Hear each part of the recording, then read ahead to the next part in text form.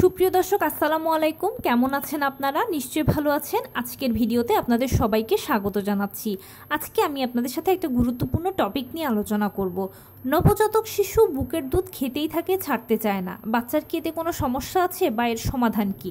চলুন সব প্রশ্নের উত্তর দেওয়া যাক। বাচ্চারা যখন পৃথিবীতে আসে তখন তারা মায়ের দুধটা বোঝে এবং দুধটাই খোঁজে। এটাই তাদের খাবার, এটাই তাদের সব কিছু।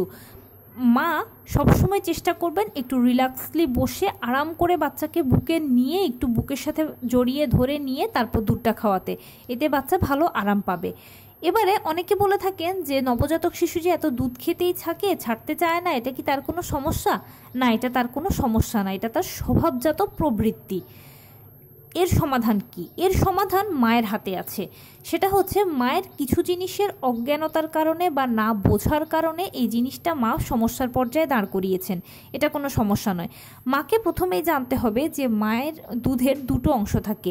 প্রথম অংশে পানি থাকে এবং পরবর্তী অংশে থাকে প্রোটিন, মিনারেল, ক্যালসিয়াম এবং অন্যান্য উপাদানগুলো।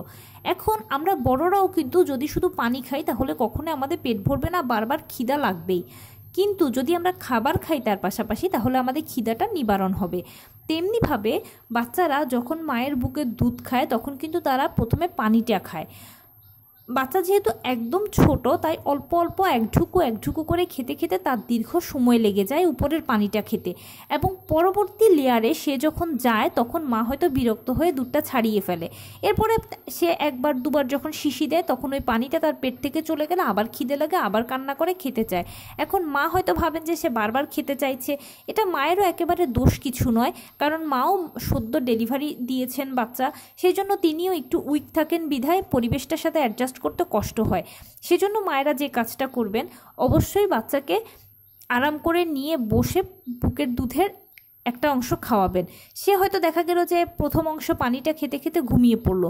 ঘুম থেকে যখন সে আবার উঠবে তখন একই দুধের খেতে দেবেন। তাহলে হবে কি, উপরের অংশটা তো খেয়ে ঘুমিয়ে পড়লো, এখন নিচের অংশটা সে খাবে প্রোটিন, মিনারেলস, ভালো ভালো উপাদানগুলো। আর এর ফলে কি হবে, তার পেট ভরবে। আর যখন বাচ্চাদের পেট ভরে যায় তখন তারা অটোমেটিক দুধটা ছেড়ে দেয়। আর ছেড়ে দেওয়ার পরবর্তীতে বাচ্চারা দীর্ঘক্ষণ থাকতে পারে বা পেটে খিদে থাকে না। শিশু করলে অবশ্যই আস্তে আস্তে খাবারগুলো তার পেট থেকে চলে যায়, আবার সে খেতে চায়। তখন আপনি আপনার পরবর্তী ব্রেস্টটা তাকে খাওয়াবেন, একই নিয়মে খাওয়াবেন। সে ঢুকু করে খেতে খেতে উপরে পানিটা খেয়ে যদি ঘুমিয়ে পড়ে, তাহলে পরবর্তীতে ঘুম থেকে উঠলে আবার ওই একই ব্রেস্টের পরবর্তী অংশটাই তাকে খাওয়াতে দেবেন। মানে ফুল ব্রেস্টটাই যেন সে খায়, ফুল ব্রেস্টের থেকে যে দুধটা আছে সবটাই যেন সে পায়, এটা আপনাকে এনশিওর করতে হবে। আর যখন বাচ্চারা সম্পূর্ণ দুধটা খেয়ে ফেলে তখন মায়ের ব্রেস্টটা অনেক হালকা হয়ে যায়। আর এতেই মা বুঝতে পারবেন যে হ্যাঁ, বাচ্চা পুরো দুধটা খেয়েছে, তার পেটে খাবার আছে। আর যখন তার পেটটা ভরা থাকবে এভাবে, তখন দেখবেন যে সে একদম আর কান্নাকাটি করবে না, কোনো চিৎকার চেঁচামেচি করবে না। আর বাচ্চারা তো ছোট এখনও, সেই জন্য তারা আসলে ওভাবে টেনে খেতে পারে না। আর অনেক বাচ্চা হয় কি, যারা একটু দুর্বল থাকে, যার ফলশ্রুতিতে ওদের খেতে সময় লাগে। এজন্য আপনাকে অবশ্যই সময় দিতে হবে, ধৈর্য ধরে সময় নিতে হবে। আস্তে আস্তে পরবর্তীতে দেখবেন বাচ্চাও অ্যাডজাস্ট করে গেছে, আপনিও অ্যাডজাস্ট করে গেছেন এবং বুঝতে পারছেন সব কিছু। তো এই ছিল আজকের ভিডিও।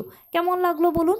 যদি ভালো লেগে থাকে ও হেল্পফুল হয়ে থাকে তাহলে প্লিজ লাইক, কমেন্ট, শেয়ার করতে একদম ভুলবেন না।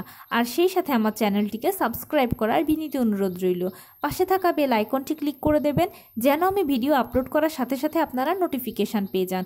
যদি কোনো প্রশ্ন থাকে কমেন্টসে জানাবেন, আমি রিপ্লাই দেব। প্লাস যদি কোনো পরামর্শ থাকে যে কোন বিষয়ের উপরে ভিডিও বানালে আপনারা উপকৃত হবেন, সেটাও জানাবেন। আমি আপনাদের পছন্দের সর্বোচ্চ প্রায়োরিটি দেব। ভালো থাকবেন, সুস্থ থাকবেন। আসসালামু আলাইকুম।